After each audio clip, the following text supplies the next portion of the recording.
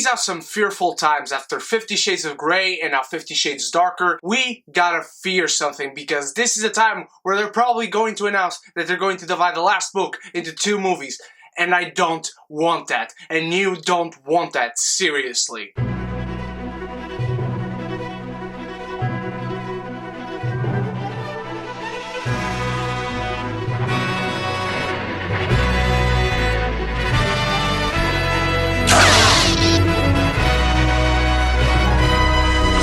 50 Shades Darker is directed by James Foley and written by Neil Leonard, and it stars Dakota Johnson and Jamie Dornan. This takes place after 50 Shades of Grey, where Christian is fighting his inner demons, and Anastasia Steele wants to go into an independent life. She's going up on her career, she's doing well by herself, but Christian is going after her because he wants their relationship back.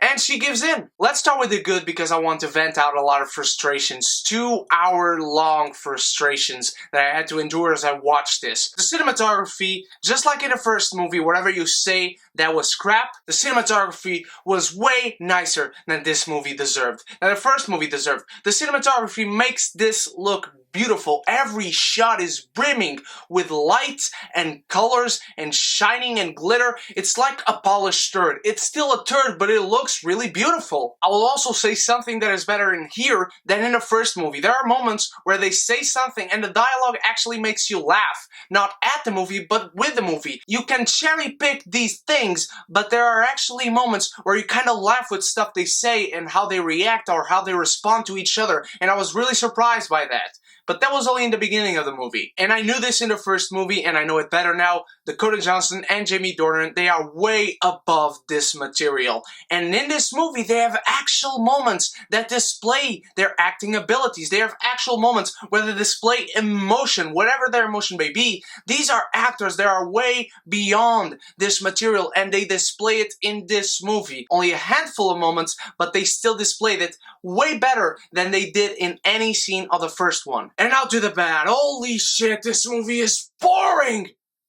It's boring as hell. There's nothing eventful going on. You feel no stakes for any of the characters. This movie has no concept of what exposure is. These people are working, and when they start hanging out with each other and going on dates, it completely forgets that. This movie completely forgets that these characters have jobs in their lives. Christian Grey, he is Batman because he's a handsome, rich playboy, and he makes way too much money that it is possible to make in this world. There's one line in this film where he actually says, "I make more than $24,000 every 15 minutes. Is that even fucking possible? Because if it is, you're the president right now.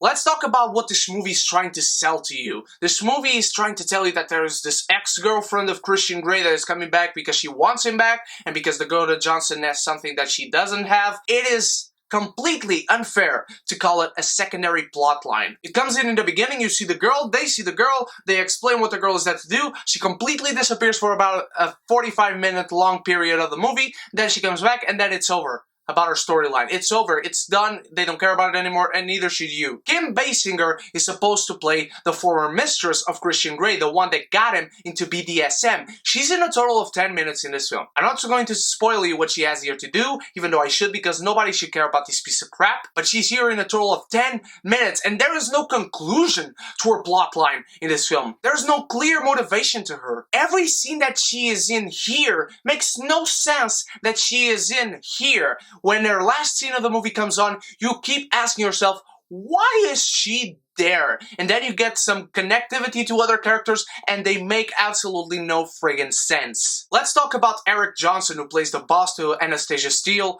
He's about in a total of 15 minutes of this film. He's a very nice guy. He's really cool. He's really a cool boss and a cool guy. He's knowledgeable, he's intelligent, he's smart, he's good looking. You can see how this guy has this kind of job. And then he completely changes. The scene where he changes is in the trailer, but I'm not going to delve on that because of spoilers. But this guy completely changes his motivations and his character. There is nothing in here that leads you to believe that this character is maybe hiding something. No, this character is a super nice guy, super genuine, and then he changes because the plot demands it. Because maybe the book demands it. I don't know, I never read the book, I never will, and I'm freaking tired of talking about him. Anastasia Steele is a shame. It's an insult to women out there. This girl has no backbone. She tries to have some backbone. The character clearly wants to move on, but once Christian Grey comes into the picture, holy shit, she has no character to herself. She has zero independence, zero backbone. There is no spine to this woman. They have an argument, they have sex, and then in the morning after is all fine and dandy, and she gives in into what he wants. She gives in into his desires. She gives in into his wishes. She obeys him. She's a slave. Even though she doesn't want a relationship with rules or with terms or with conditions, she completely gives in to what he wants or needs. And it's frustrating because the character actually shows that she wants to move on. She actually shows that she can handle herself on her own. She actually shows that she doesn't need Christian Grey. She actually shows that she's a real woman, independent, with strength of her own, both physically and psychologically. And that is so irritating when you see her completely cave in to what this man wants and needs without showing no character to herself and completely bending her will to this guy. Christian Grey in this film becomes a much more interesting character than he was in the first movie. That being said, he wasn't interesting whatsoever in the first film, and now he's a little more interesting. I'll say that. He's a little more interesting in this movie because you get hints and teases of an exploration to this guy's past, but that's just it. These 2 hours of film are a 2-hour teaser for Christian Grey's background, for Christian Grey's backstory. You really get no concept of it. You get no concrete answers. And this guy, 1 minute, he's really struggling with fighting his demons. He's really struggling to maintain a steady relationship with Anastasia Steele. And then he becomes the guy that we knew him in the first movie to be. There were a lot of complaints in the first movie about the sex scenes not being sexy and not being very wild, because the book, apparently they are very wild. Holy shit, watch the first movie again if you want wild. Compared to this film, the sex scenes in the first movie are porn.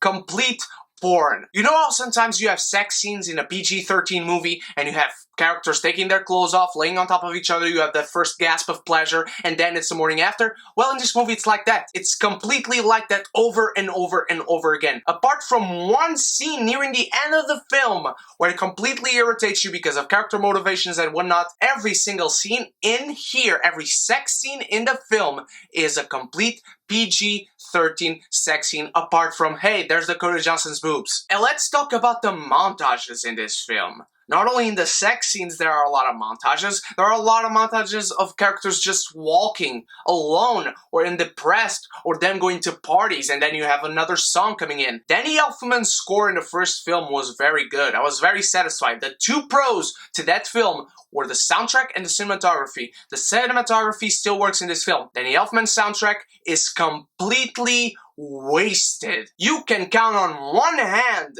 the amount of Danny Elfman score there is in this film, because the rest are pop songs. And it's so fucking frustrating because, if anything, I was expecting to sit down here and say cinematography is great and the set design is gorgeous and the character design is gorgeous, the costumes are gorgeous, everything looks gorgeous, and Danny Elfman's score still works. But no, it's completely fucking wasted in this film. This movie drags so much in the storytelling. There are so many plot lines in this film that they completely deviate from. This movie clearly has a plot, a path to follow, and it completely deviates from that, going on and murking about stuff that doesn't matter and you don't care for. How they set up for this sequel with a single character and their motivations, it makes no fucking sense, because they already stopped this character once. They are going to do it again. Christian Grey is a powerful guy. The characters are boring and irritating. The story is the same. The soundtrack from Danny Elfman is completely wasted. Apart from the cinematography and a few shining moments from these actors who are way more talented